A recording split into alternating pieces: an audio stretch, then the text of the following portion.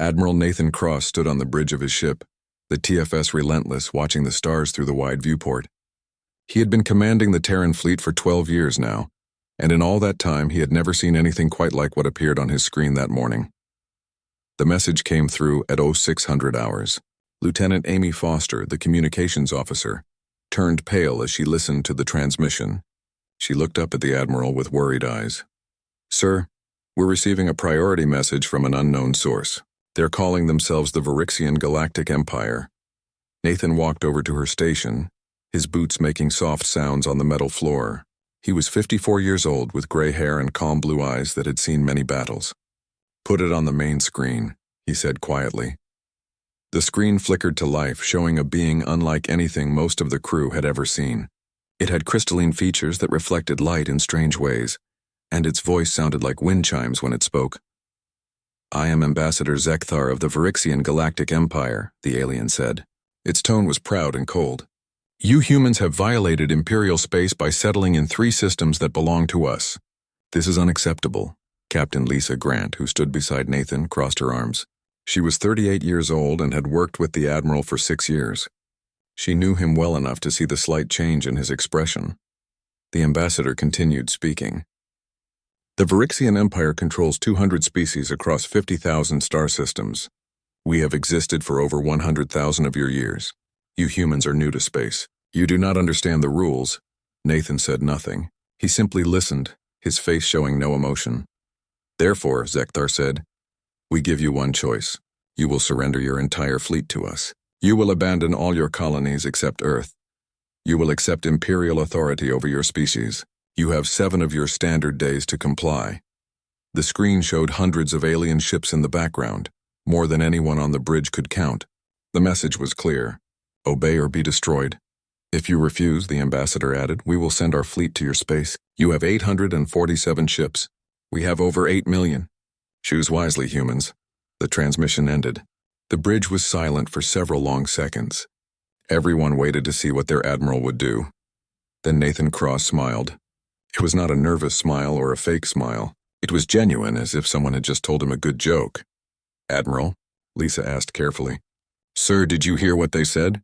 They outnumber us 10,000 to 1. Nathan turned to face his crew. His smile grew wider.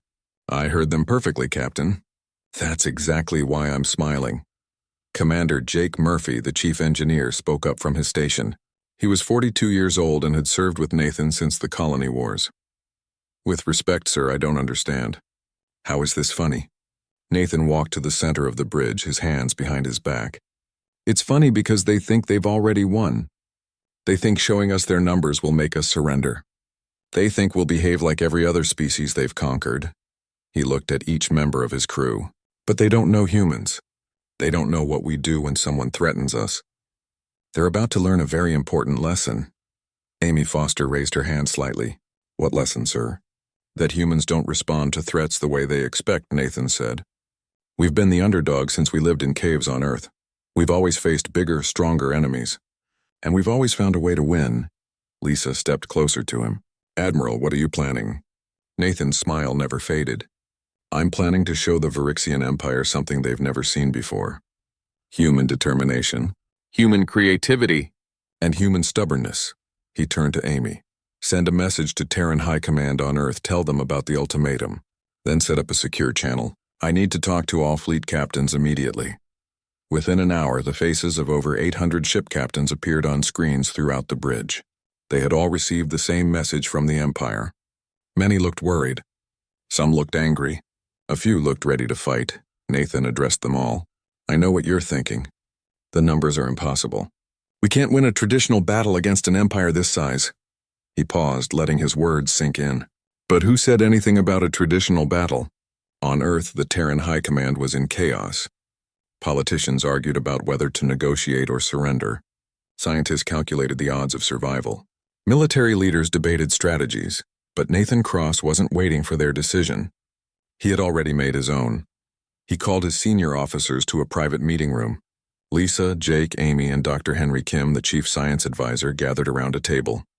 "We have 7 days," Nathan said. "The Empire expects us to either surrender or meet them in open battle. We're going to do neither. Dr. Kim, a physicist who was 51 years old, leaned forward. "What do you have in mind, Admiral?" Nathan activated a holographic display. It showed schematics and data that had been classified for years. "For the past decade, we've been developing technologies that we kept secret from everyone, including most of Earth's government. We did this because we knew someday we'd meet a hostile force in space." Jake's eyes widened as he recognized some of the designs.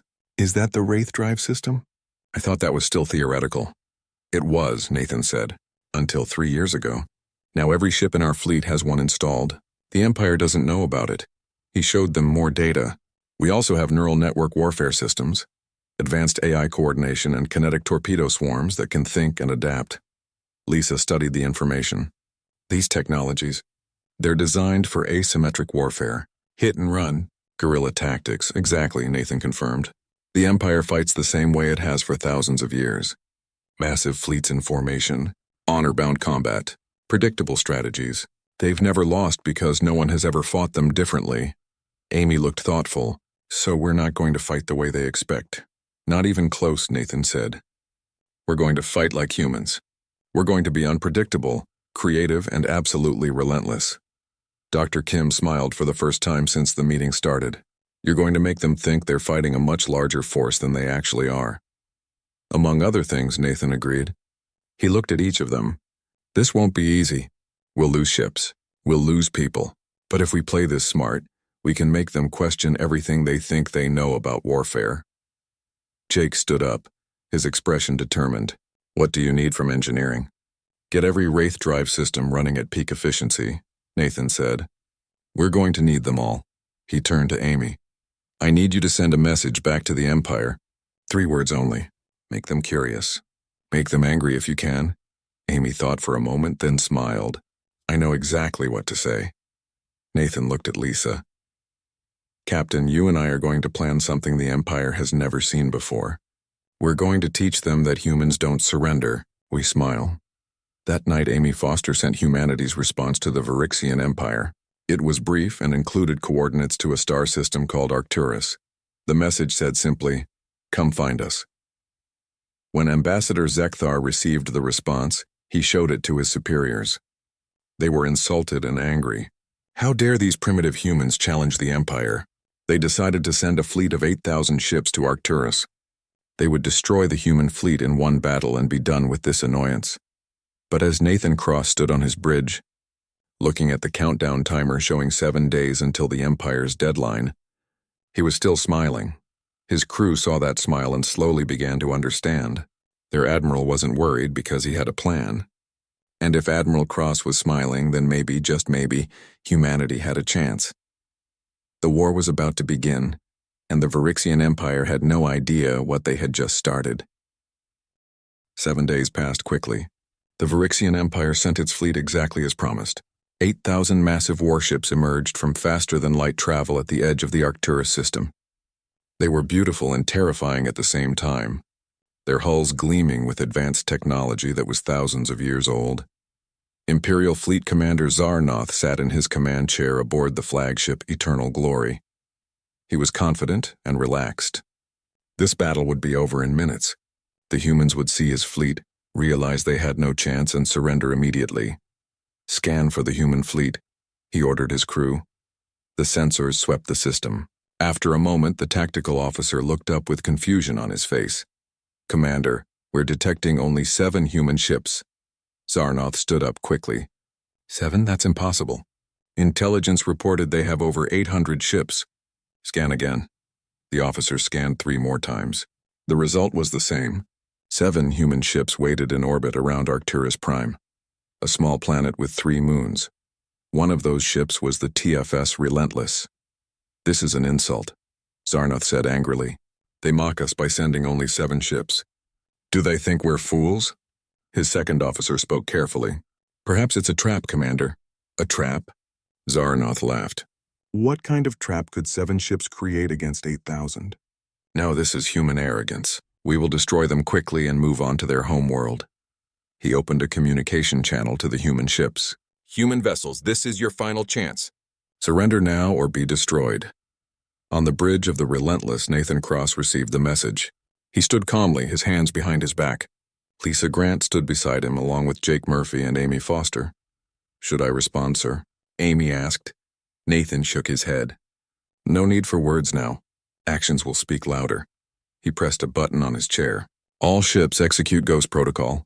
What happened next made every sensor on every Imperial ship go haywire at the same time.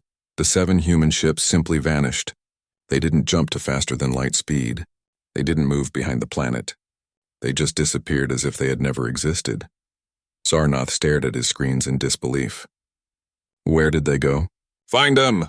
His crew worked frantically, adjusting sensors and scanners, but the human ships were simply gone. Every detection system showed nothing but empty space. "Commander," the tactical officer said nervously, "I don't understand. They were there, and now they're not." "It's like they turned invisible." "Nothing is invisible," Zarnoth snapped. "Keep scanning. They have to be somewhere." He was right. The human ships were still there, hidden by the Wraith Drive technology. This system allowed ships to exist in a state between normal space and faster-than-light space. They couldn't be seen, couldn't be detected, and for short periods could even pass through solid objects. Nathan watched the Imperial fleet on his screens. Even though they couldn't see him, he could see them perfectly. "Look at them," he said quietly. "Sitting in formation just like we predicted. They haven't adapted their tactics in thousands of years." Lisa smiled. "Should we show them what adaptation looks like?" "Yes," Nathan said. "Begin Phase 2. Across the Arcturus system, hidden weapons platforms activated. They had been placed on asteroids, moons, and even floating in empty space, all disguised to look like natural objects or space debris. Thousands of small objects launched at once. They were kinetic torpedoes, each one about the size of a human fist but moving at incredible speeds. And they were smart, very smart. The torpedoes didn't fly in straight lines. They weaved and dodged, moving like a swarm of insects. Each one communicated with all the others, sharing information and coordinating their attack. The Imperial fleet's defense systems activated automatically. Laser batteries fired, destroying dozens of torpedoes. But for every one destroyed, 10 more learned from its death. They adjusted their flight paths, changed their speeds, and found new angles of attack. "Incoming projectiles," an Imperial officer shouted. "Thousands of them." Zarnoth watched in growing horror as the swarm approached. His ships were designed to fight other large ships in organized battles. They weren't prepared for thousands of small intelligent weapons that refused to follow predictable patterns. The torpedoes struck. They hit shield generators, weapon systems, and engine ports. Each impact was small, but there were so many of them. Ships began reporting damage across the fleet. Then the 7 human ships reappeared, but not where anyone expected. They materialized inside the Imperial formation, surrounded by enemy vessels. For 3 seconds, the human ships fired everything they had. Missiles, energy weapons, and kinetic rounds poured into the surprised Imperial ships at point-blank range. Then, before the enemy could return fire, the human ships vanished again. They reappeared in a different location and fired again, then vanished, then reappeared somewhere else. It was chaos. The Imperial fleet, designed for organized warfare, couldn't handle an enemy that refused to stay in one place or fight fair. "Return fire," Zarnoth ordered. "Destroy them!" But how do you destroy something you can't see? How do you fight an enemy that appears, attacks, and disappears before you can react? The battle lasted 3 hours. When it finally ended, the Imperial fleet had lost 342 ships. The humans had lost 0. Zarnoth, his pride shattered and his fleet damaged, made the hardest decision of his military career. "All ships retreat. We're leaving this system." As the Imperial fleet jumped away to safety, Nathan Cross allowed himself a moment of satisfaction. But only a moment. This was just the beginning. "Casualties?" he asked. "None, sir," Lisa reported. "A few ships have minor damage, but no deaths." Nathan nodded. "Good. Open a channel on all Imperial frequencies." When the channel was open, he spoke clearly. "Commander Zarnoth, you came here expecting a traditional battle. You expected us to line up our ships and fight you the way you've always fought. That was your mistake." He paused, making sure every Imperial ship could hear him. "You wanted to fight the Terran fleet. You're fighting it. We're just not fighting your way. Welcome to human warfare." While the battle at Arcturus was happening, Captain Lisa Grant had been leading a different operation on the other side of Imperial space. She wasn't on the Relentless. She was commanding a strike group of 30 fast ships. Their mission was simple but devastating. While the Empire focused all its attention on Arcturus, Lisa's group attacked 12 Imperial supply depots in different systems. They used the same tactics: appear suddenly, strike hard, disappear before reinforcements could arrive. They destroyed fuel reserves that the Imperial fleet needed. They eliminated ammunition stockpiles. They damaged repair facilities. Each attack took less than 20 minutes. By the time Imperial forces responded, the humans were already gone. Jake Murphy had modified the ship's Wraith drives to last longer than normal. It pushed the technology to its limits, but it worked. The strike group completed all 12 attacks without losing a single ship. When Lisa's group rejoined the main fleet 2 days later, she reported to Nathan with a smile. "All targets destroyed, sir. The Imperial fleet is going to have a very hard time resupplying their ships." Nathan looked at the star charts on his display. The Empire was vast and powerful, but now they had a problem. Their fleet was damaged, their supplies were limited, and they were facing an enemy they didn't understand. Dr. Henry Kim entered the bridge with a data pad in his hands. "Admiral, I've been analyzing the Imperial communications we intercepted during the battle. I think you should see this."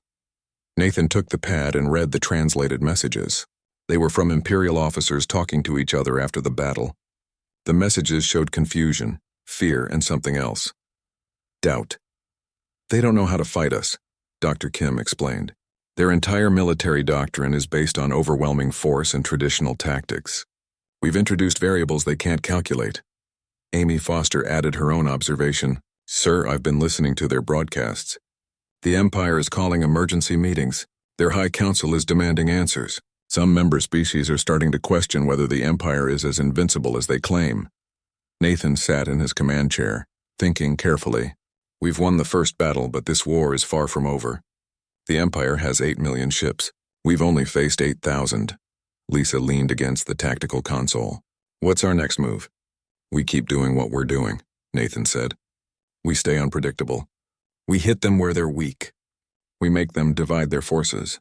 And most importantly, we never ever fight the battle they expect." He looked at his crew, these humans who had trusted him enough to follow his unconventional plan. "The Empire thinks they're hunting us.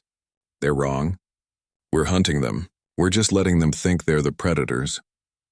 Far away on the Imperial capital world of Varix Prime, Emperor Thexel sat on his throne, listening to reports from the Arcturus battle. He was old, even by his species' long-lived standards, and he had ruled the Empire for 3,000 years. He had conquered hundreds of species. He had won thousands of battles, but never in all his long life had he encountered an enemy like humanity. "Send the Judgment Fleet," he ordered his generals. 25,000 ships. I want the human fleet destroyed." His advisors bowed and left to carry out his orders. But alone in his throne room, Emperor Thexel felt something he hadn't felt in centuries: uncertainty. 6 months had passed since the battle at Arcturus. The war had spread across dozens of star systems, and neither side could claim complete victory. But everything had changed. Admiral Kravax commanded the Imperial Judgment Fleet, 25,000 of the Empire's best warships. He was a warrior from a species that valued honor above all else. Direct combat, facing your enemy with courage, these were the principles he lived by. But fighting humans was making him question everything he believed. His fleet had been chasing the Terran fleet for months. Every time he thought he had them cornered, they vanished. Every time he planned an attack, the humans struck somewhere else. Every time he adapted to their tactics, they changed again. It was maddening. "Report," he ordered from his command throne. His tactical officer, a young warrior named Vexnor, approached nervously. "Commander, we've lost another supply convoy. 15 transport ships destroyed near the Deneb system. The humans used their ghost ships again." Kravax slammed his fist on the armrest. "How many does that make this month?" 43 convoys, sir. "Our fuel reserves are at 60%. Ammunition is at 70%. We have enough for perhaps 3 more major engagements." The commander stood and paced. His species was tall, with thick gray skin and 4 arms.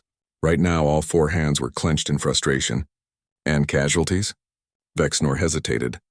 "We've lost over 2,000 ships in 6 months, sir. The humans have lost approximately 150. Those numbers told the story. The Empire had more ships, more weapons, more everything. But humans were winning through strategy, not strength." On the other side of the war, Nathan Cross sat in his ready room aboard the Relentless. Reports covered his desk.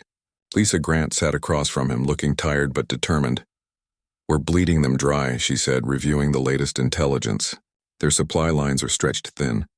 Their commanders are exhausted. Some of their member species are refusing to send more ships." Nathan nodded slowly. "But we're paying a price too. We've lost good people, good ships. And Earth is getting worried. The politicians want us to negotiate." "Negotiate?" Lisa looked surprised. "We're winning, are we?" Nathan asked quietly. "We're hurting them, yes. But we haven't stopped them. They still have over 20,000 ships in Kravax's fleet alone. We have less than 700 now." Lisa leaned back in her chair. "So what do we do?" Before Nathan could answer, Dr. Henry Kim burst into the room without knocking. That was unusual. Dr. Kim was normally very proper and polite. "Admiral, I've found it," he said excitedly, holding up a datapad.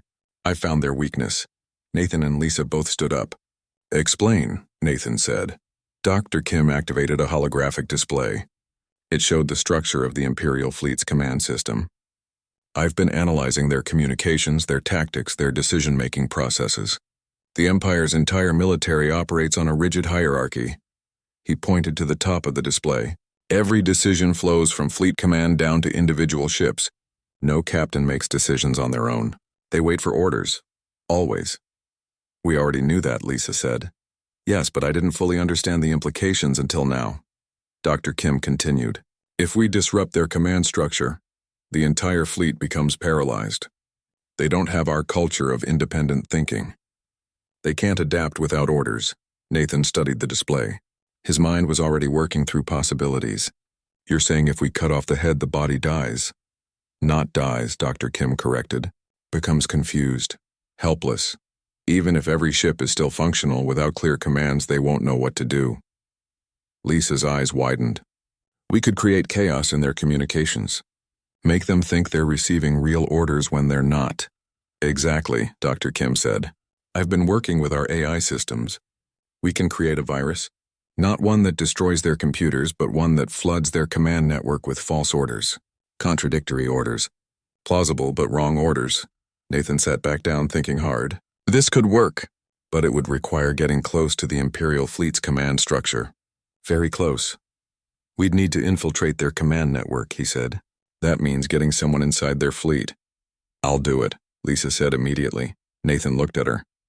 "It's extremely dangerous. Everything we do is dangerous," she replied. "But this could end the war. I'm the best choice.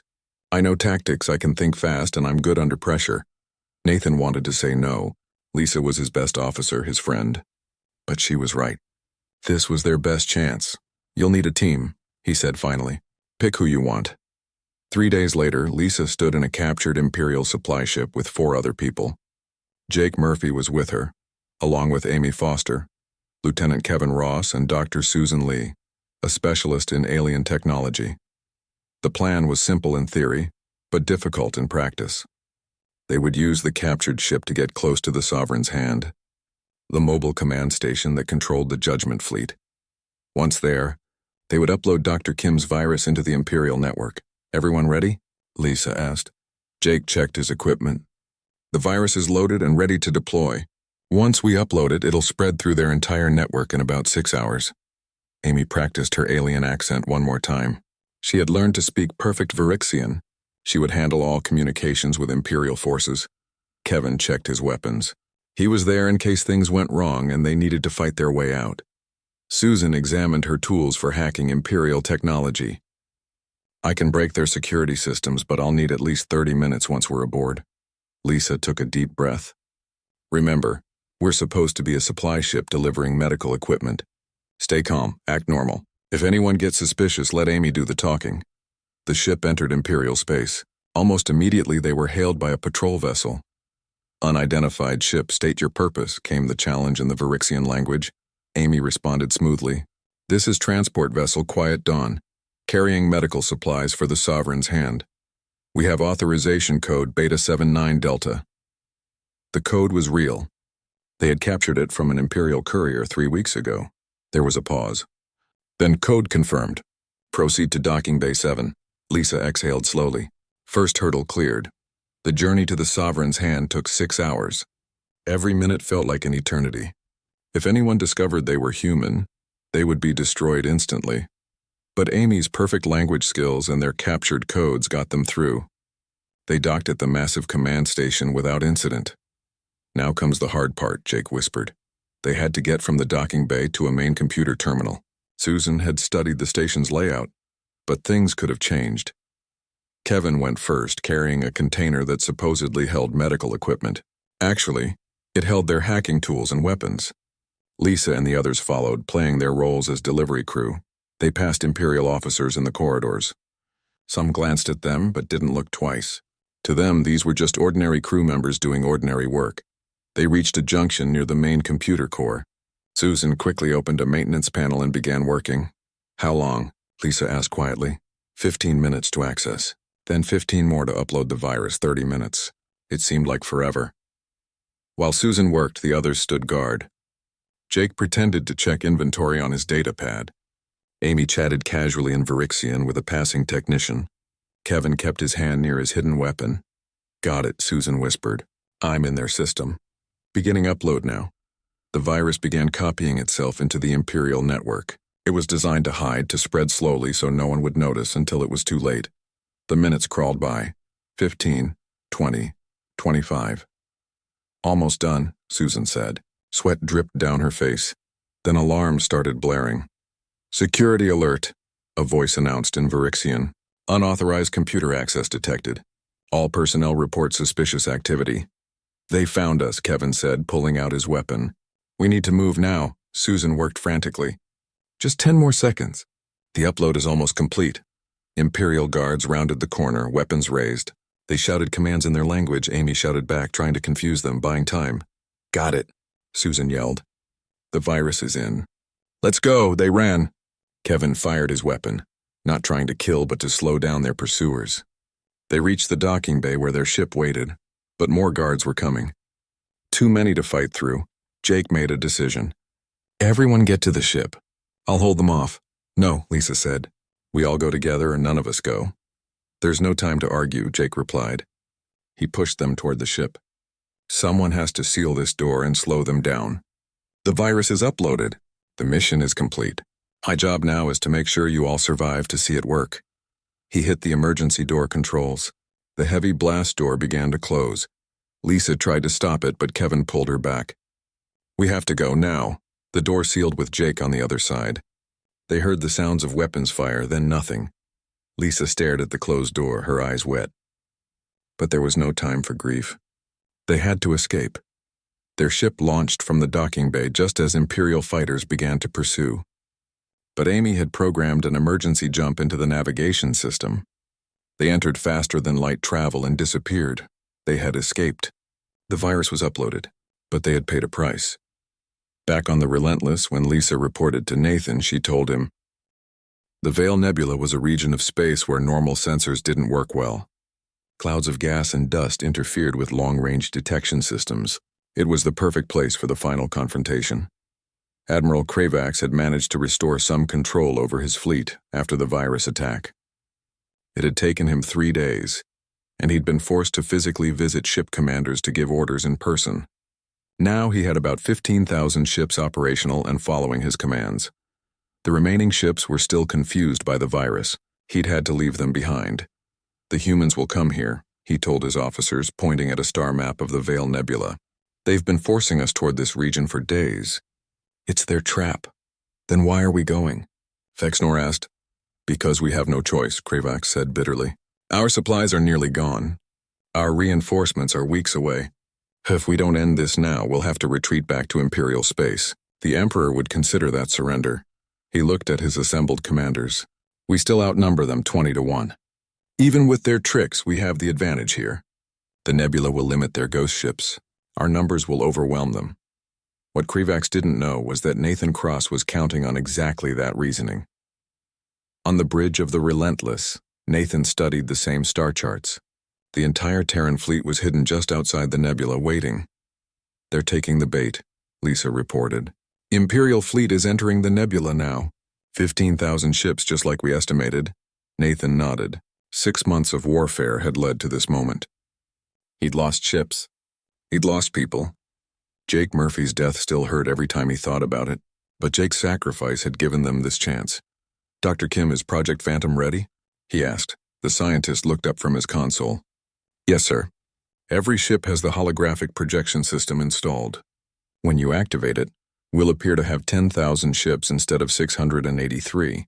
It was humanity's final trick. Advanced holographic technology that could create false sensor readings. The Imperial fleet, already dealing with limited sensors in the nebula, wouldn't be able to tell real ships from fake ones." "And the Wraith drives?" Nathan asked. "Functioning at full capacity," Dr. Kim confirmed. "Though I should warn you, we're pushing them beyond safe limits. Some might fail."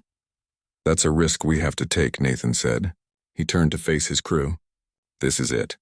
Everything we've done for 6 months has led to this battle. The Empire thinks they still have the advantage. Let's prove them wrong one last time." He opened a channel to all Terran ships. "This is Admiral Cross. Today we end this war. Not because we have more ships or better weapons, but because we have something the Empire doesn't understand. We have the ability to adapt, to think creatively, to fight in ways they can't predict."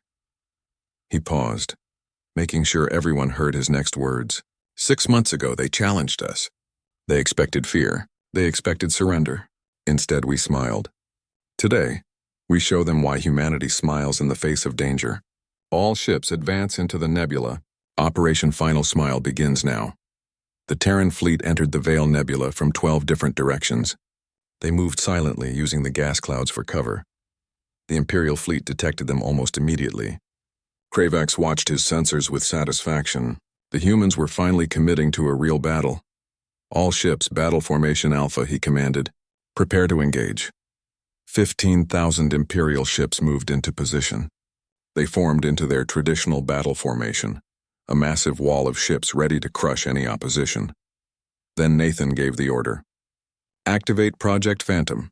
Suddenly, the Imperial sensors showed not 600 human ships, but over 10,000. They appeared everywhere in the nebula, surrounding the Imperial fleet from all sides. Kravax stared at his displays in shock. "That's impossible. Where did they get so many ships?" His tactical officer checked and rechecked the sensors. "Commander, I can't tell which readings are real and which might be false. The nebula is interfering with our scans." Vexnor spoke urgently. "Sir, if there really are that many human ships, we're outnumbered. We should retreat." "No," Kravax said firmly. "This is another trick. It has to be. The humans don't have 10,000 ships. They're using the nebula to confuse us." But doubt crept into his voice. What if he was wrong? That moment of doubt was exactly what Nathan had planned for. While the Imperial fleet hesitated, trying to determine which targets were real, the actual Terran ships activated their Wraith drives and disappeared. "Now comes the hard part," Lisa said quietly. She was commanding a group of 50 ships operating independently from the main fleet. The plan was complex. One group of ships would create distractions. Another would strike at the Imperial fleet's engines. A third would target their command ships. And a fourth, led by Nathan himself, would do something no one expected. They would go straight through the Imperial formation. The Wraith drives allowed human ships to phase through solid matter for short periods. It was dangerous and had never been tested on this scale. But if it worked, they could appear inside the enemy formation and cause chaos. "All ships with me, activate phase mode," Nathan commanded. "We're going through them, not around them." 50 human ships became translucent like ghosts. They flew directly toward the Imperial wall of ships. Kravax saw them coming. "They're on a suicide run. All ships open fire." Thousands of weapons fired at once. Energy beams and missiles filled space. But they all passed through the human ships as if they weren't there. The Terran fleet flew through the Imperial formation like ghosts through walls. When they reached the center, they solidified and opened fire at point-blank range. Confusion turned to panic. The Imperial ships had expected an attack from outside, not from within their own formation. Ships collided as they tried to turn and face this new threat. Friendly fire incidents occurred as Imperial vessels accidentally shot each other. Meanwhile, Lisa's group struck from a different angle. They targeted engine systems specifically, using precision weapons to disable but not destroy Imperial ships. Amy Foster, now commanding her own vessel, led a group that jammed Imperial communications. Already confused by the virus and the holographic ships, the enemy fleet's coordination broke down completely. Dr. Kim monitored everything from the Relentless's science station. "Admiral, the Imperial fleet is fracturing. Individual ships are making their own decisions. Some are retreating, others advancing. They've lost all coordination." Nathan watched the battle unfold. The holograms made it look like the Imperials were fighting an army. The Wraith drives allowed real ships to strike from impossible positions, and the confusion from months of unconventional warfare had eroded their ability to adapt. But the Terran fleet was paying a price too. Several ships lost their Wraith drives and were destroyed. Others took heavy damage. The casualty count was rising. "Sir, the TFS Defiant is reporting critical damage," a communications officer announced. "They're requesting permission to withdraw." "Granted," Nathan said immediately. "All damaged ships fall back. Don't try to be heroes." "We need you alive!" The battle raged for 4 hours. It was the longest sustained combat of the entire war. Both sides were exhausted, systems failing, crews pushed to their limits. Then something unexpected happened. Individual Imperial ships began to surrender. The first was a heavy cruiser whose captain decided he'd had enough. He broadcast a surrender message in both Virixian and English. Then another ship surrendered. Then 10 more. Then 100. Krivax tried to stop them, but he'd lost control. The virus, the holograms, the impossible tactics, it had all been too much. His fleet wasn't defeated militarily. It was defeated psychologically. "Admiral Cross, we're receiving a direct communication request," Amy reported. "It's Admiral Krivax himself." Nathan straightened in his chair. "Put him through." The alien commander appeared on screen. He looked tired and old. "Admiral Cross, I'm requesting a ceasefire to discuss terms." Nathan studied him for a moment. "You're surrendering?" "I am requesting negotiations," Krivax corrected. "Your forces have fought with honor even if your methods are unconventional." "Unconventional?" Nathan almost smiled. "Admiral, we've been fighting for our survival. We used every advantage we could find." Krivax nodded slowly. "And that is why you won. Not this battle, but the war.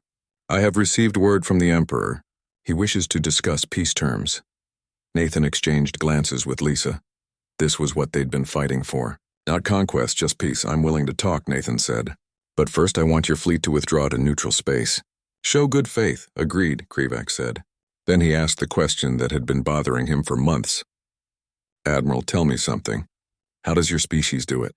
How do you face impossible odds and still find a way to win?" Nathan thought about all the people they'd lost. Jake Murphy, who'd sacrificed himself for the mission. Captain Chris Palmer, who'd died defending a colony. So many others. "We win because we have to," Nathan said simply.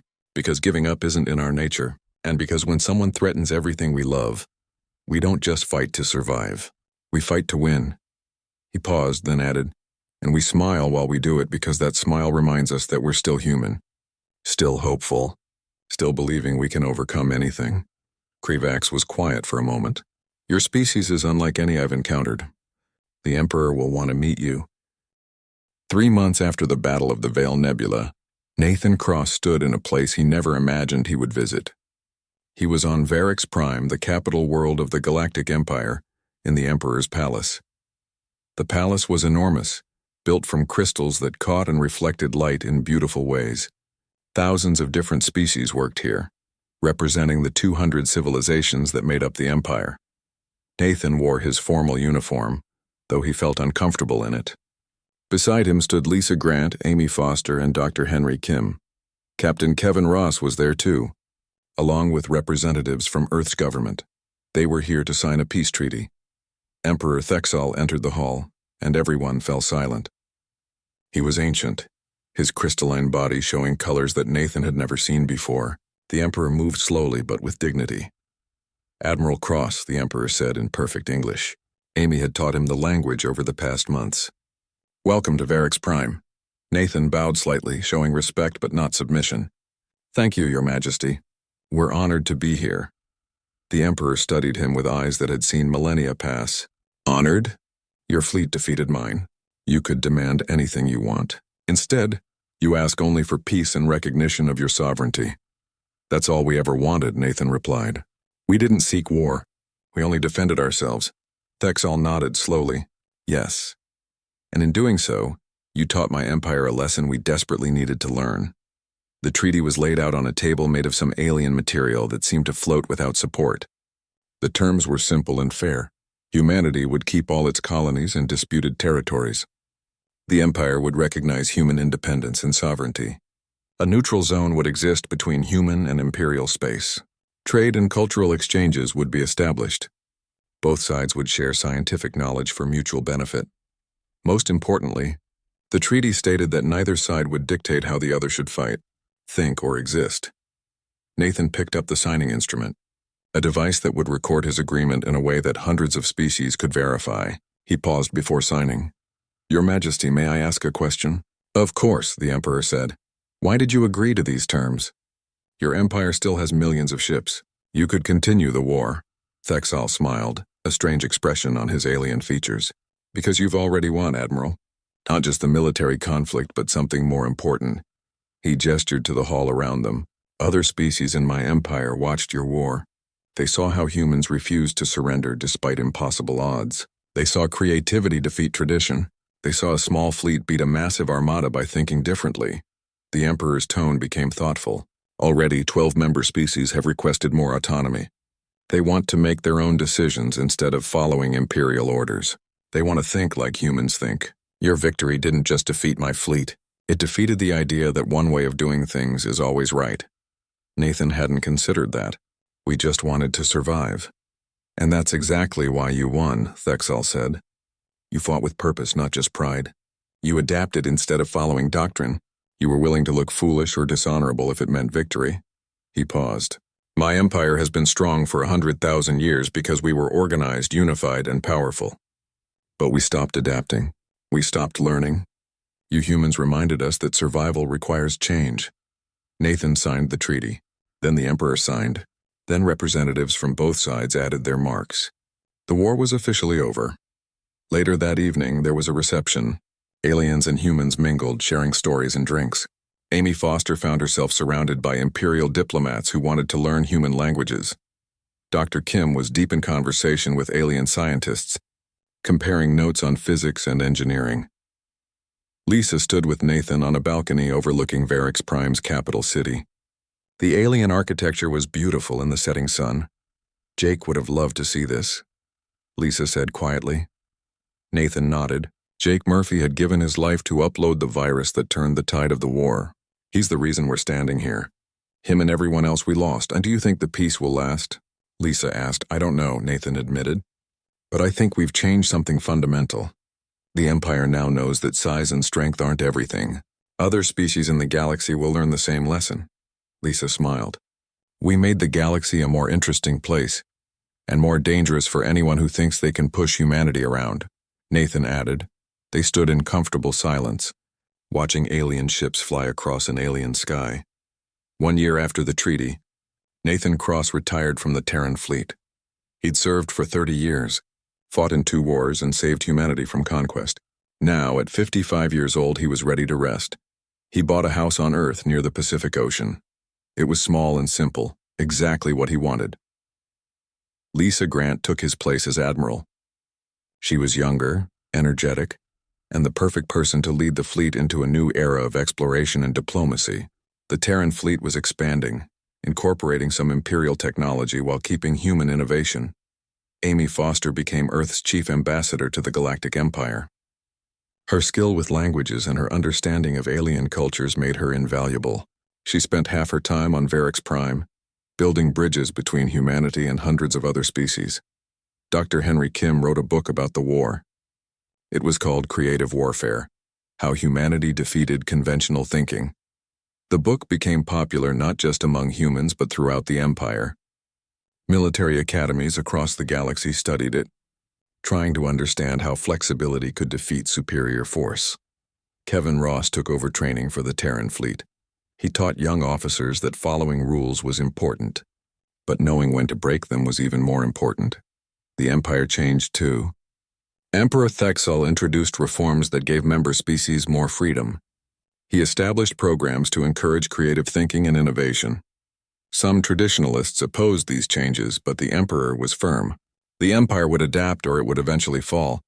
Nathan spent his days quietly. He read books, walked on the beach, and occasionally gave lectures at the Fleet Academy. Students always asked the same question: why did you smile when the Empire threatened humanity? His answer was always the same: because fear is natural, but it's also a choice. I chose to smile because I knew something the Empire didn't. I knew that humanity had faced extinction before and survived. I knew we were creative, stubborn, and absolutely refused to quit. That knowledge made me confident.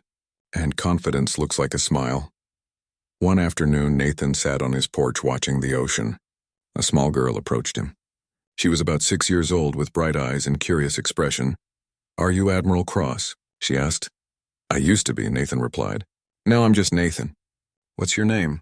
"Sophie," she said. "Sophie Cross, I'm your granddaughter." Nathan smiled.